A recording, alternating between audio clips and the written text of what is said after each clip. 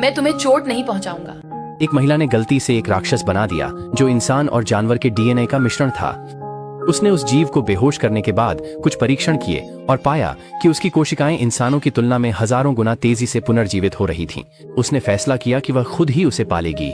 Data की जरूरत से प्रेरित होकर उसने उसे अपने बेटे की तरह पाला, उसे कपड़े पहनाए और उसकी हर जरूरत का ध्यान रखा। सबसे चौंकाने वाली बात थी उस जीव की बुद्धिमत्ता। बस इतना ही। वह जीव किसी भी शब्द को सिर्फ एक बार देखकर ही उसे लिख सकता था। महिला बेहद खुश थी, जैसे कोई गर्वित माँ हो। हाँ, तुमने एक जुड़ाव बना लिया है। तुम कितनी अच्छी लड़की हो। लेकिन उसका पति इस बात को मानने को तैयार नहीं था। वह बार बार उसे याद दिलाता रहा कि यह एक प्रयोग है, कोई बच्चा नहीं। उनकी एक गर्मागर्म बहस के दौरान वह जीव लैब से बाहर निकल गया। जैसे ही उसने किसी इंसान को देखा, उसके शिकार करने की प्रवृत्ति जाग गई और वह झपट पड़ा, उसे जमीन पर गिरा दिया। महिला ने चिल्लाकर उसे रुकने के लिए कहा और हैरानी की बात है कि उसने उसकी बात मान ली। लेकिन उस मुठभेड़ के तनाव से जीव को तेज बुखार आ गया। ये क्या है? उसे ठंडा करने के लिए उन्होंने उसे ठंडे पानी के पूल में फेंक दिया। वह जीव तड़पने और चीखने लगा और लगभग अपनी ही लार में घुटने लगा। हमले से डरे हुए पति ने इसे खत्म करने का फैसला किया। उसने जीव की कांटेदार पूंछ पकड़ ली और उसे पानी के नीचे दबा दिया।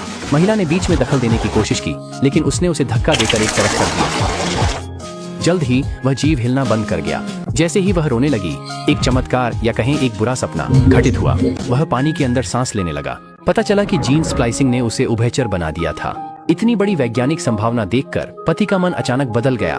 उसने उसकी पढ़ाई जारी रखने में मदद करने के लिए सहमति दे दी। वे उस जीव को गांव के एक सुनसान घर में ले गए, जहां वह डरावनी गति से बढ़ने लगा और अंततः एक युवा महिला का रूप ले लिया। वह जीव सजना संवरना सीखने लगा और जुनूनी होकर खुद को एक बारबी डॉल के रूप में कल्पना करने लगा। लंबे समय तक बंद रहने के कारण वह और अधिक चिड़चिड़ा होता गया। एक दिन उसने महिला को एक नोट लिखा, जिसमें उसने समझाया कि उसे अपनी पशु प्रवृत्ति के कारण बाहर टहलने की जरूरत है। महिला ने तुरंत मना कर दिया। वह जीव गुस्से से फट पड़ा, बस खाने की मेज पलट दी और अपनी झुंझलाहट निकालने के लिए फर्नीचर तोड़ डाला। आखिरकार वह छत पर कूद गया और रोशनदान से भाग निकला। जब वह जोड़ा आखिरकार उसके पास पहुंचा तो वह फिसल गया और लगभग गिर ही पड़ा था। उस नाजुक क्षण में उसकी बाहें विशाल पंखों में बदल गईं और उसने अपनी आक्रामकता उस जोड़े की ओर मोड़ दी।